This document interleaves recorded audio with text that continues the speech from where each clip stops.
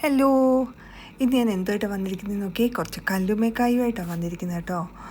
Actually ഒമാനിൽ വന്നപ്പോൾ ഞാൻ വിചാരിച്ചു ഇവിടെ എല്ലാം ഒത്തിരി കടലൊക്കെ ഉണ്ടല്ലോ, ഒത്തിരി കക്കയൊക്കെ കിട്ടുമല്ലോ, കക്കയും കല്ലുമ്മക്കായും ഒക്കെ കിട്ടുമല്ലോ എന്ന് ഞാൻ വിചാരിച്ചത്. പക്ഷേ ഇവിടെ വന്നിട്ട് ഞാൻ ഒരു വർഷമായി ഇതുവരെ ഞാൻ കണ്ടിട്ടില്ല. കഴിഞ്ഞ ദിവസം ലുലുവിൽ പോയപ്പോഴത്തേക്ക് നോക്കിയപ്പം കല്ലുമ്മക്കായ അവിടെ വെച്ചിരിക്കുന്നത്. കയ്യോടെ ഞാൻ 1 കിലോ വാങ്ങിച്ചുകൊണ്ട് വന്നു. നല്ലതായിരിക്കുമോ ഇല്ലയോ നമുക്കറിയില്ലല്ലോ. എന്തായാലും ഒരു ട്രയൽ. ഈ കല്ലുമ്മക്കായ ഇനി പുഴുങ്ങിയെടുക്കണ്ടേ? ഞാൻ പണ്ട് നാട്ടിൽ വെച്ച് കണ്ടിട്ടുള്ളതാണ്. അത് കാരണം ഞാനിങ്ങനെ ഒരു പഴയ പാത്രം എടുത്തു. ഇത് ഉപയോഗിക്കുന്നതല്ല. ഇതിനകത്ത് കല്ലുമ്മക്കായ ഇട്ടിട്ട് കുറച്ച് വെള്ളവും കൂടി ഒഴിച്ചിട്ട് ഒന്ന് അടച്ചു വെച്ച് വേവിച്ചു. ഒരു 10 മിനിറ്റ് വേവിച്ച് കഴിഞ്ഞപ്പോഴത്തേക്ക് അതിൻ്റെ വായൊക്കെ ഇങ്ങനെ പുലർന്നു വന്നു. എൻ്റെ മോക്കൊക്കെ ഇതെങ്ങനെയാണ് എടുക്കുന്നതെന്ന് അറിയത്തില്ല കേട്ടോ.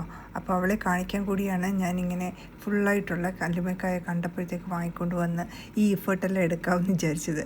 എന്തായാലും വെള്ളം ഒഴിച്ച് ഒന്ന് വേവിക്കും കേട്ടോ. കല്ലുമ്മക്കായ വെന്തത് നമുക്കൊന്ന് ഊറ്റിയെടുക്കാം. വെള്ളമൊക്കെ ഒന്ന് ചരിച്ച് കളഞ്ഞു. പിന്നെ അടുത്തത് ക്ലീൻ ചെയ്യൽ എന്നുള്ളൊരു പ്രൊസീജിയറാണ്.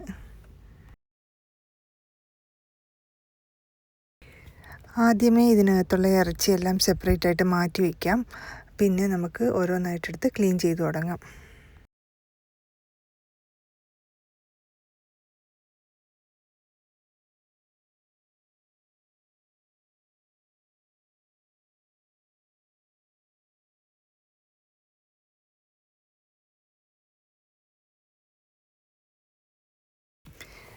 ക്ലീൻ ചെയ്ത് വന്നപ്പോൾ അവസാനം ഇത്രയും ഷെല്ലും ഇത്രയും ഇറച്ചിയും കിട്ടിയിട്ടുണ്ട് കേട്ടോ.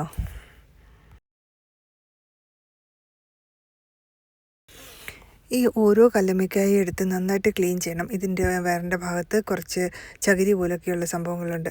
അതെല്ലാം എടുത്ത് ക്ലീൻ ചെയ്യണം. പിന്നെ അതിൻ്റെ പുറകുവശത്ത് കുറച്ച് അഴുക്കുണ്ടാകും. അതും കൂടി നന്നായിട്ട് ഞെക്കിക്കളയണം. ഞെക്കിക്കളഞ്ഞിട്ട് പിന്നെയും നന്നായിട്ട് വാഷ് ചെയ്തിട്ട് വേണം കല്ലുമ്മക്കായ എടുക്കാൻ. ഇതിനകത്ത് മണ്ണൊക്കെ പറ്റിയിരിക്കും. ക്ലീൻ ചെയ്തപ്പം കുറച്ച് ഇറച്ചിയേ കിട്ടിയുള്ളൂ. അതുകൊണ്ട് നമുക്ക് റോസ്റ്റ് ആക്കാമെന്ന് വിചാരിച്ചു കേട്ടോ. അപ്പം 2 സവാളയും 1 തക്കാളി എടുത്തു.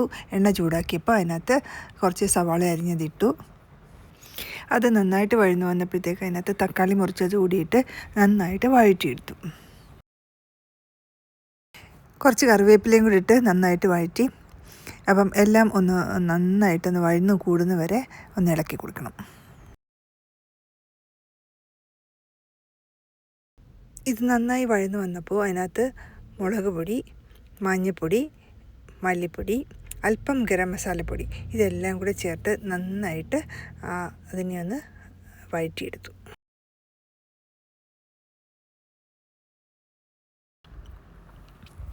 ഇതിലേക്ക് നമ്മൾ എടുത്തു വച്ചിരിക്കുന്ന കക്കയിറച്ചിയും കൂടെ ചേർത്ത് നന്നായിട്ട് വഴറ്റണം. വഴറ്റി കഴിഞ്ഞിട്ട് ഒരു 10-15 മിനിറ്റ് അടച്ചു വെച്ച് ഒരു മീഡിയം ഫ്ലെയിമിൽ ഒന്ന് വേവിച്ചെടുക്കാം. ഇപ്പം ഒരുമാതിരി എല്ലാം കൂടി നന്നായിട്ടൊന്ന് മിക്സ് ആയിട്ടുണ്ട്. ഇതിലേക്ക് കുറച്ച് കുരുമുളക് പൊടിയും കൂടെ ചേർത്ത് വഴറ്റിയെടുക്കാം. ഇവിടുത്തെ സമയം ഇപ്പം 11 മണി ആയിട്ടുണ്ട് കേട്ടോ. പക്ഷേ ഡിന്നറിനൊന്നും പ്രിപ്പയർ ചെയ്തിട്ടില്ല. അത് കാരണം അപ്പത്തിൻ്റെ മാവെടുത്തിട്ട് ദോശക്കല്ലിൽ വെച്ച് ദോശ പോലെ ചുട്ടെടുക്കുകയാണ് കേട്ടോ. ഇതാണ് ഇവിടെ ഇപ്പം പ്രിയം. അത് കാരണം ഞാൻ അങ്ങനെ തന്നെ എടുത്തു. അതിൻ്റെ കൂടെ നമ്മുടെ കക്ക റോസ്റ്റും കൂടെ ആകുമ്പോൾ അടിപൊളിയാവും. നമ്മുടെ കല്ലുമ്മക്കായ റോസ്റ്റ് റെഡി ആയിട്ടുണ്ട് കേട്ടോ. ഇപ്പം നല്ല സ്മെല്ലൊക്കെ വന്ന് തുടങ്ങിയിട്ടുണ്ട്. ഇത് നമുക്ക് മറ്റൊരു പാത്രത്തിലേക്ക് മാറ്റി ഇനി സെർവ് ചെയ്യാം. അപ്പം എൻ്റെ കല്ലുമ്മക്കായ റോസ്റ്റ് ഇഷ്ടമായിട്ടുണ്ടോ? ഇഷ്ടമായെങ്കിൽ എൻ്റെ ചാനൽ ഒന്ന് ലൈക്ക് ചെയ്യും സബ്സ്ക്രൈബ് ചെയ്യുകയും ചെയ്യണേ. താങ്ക്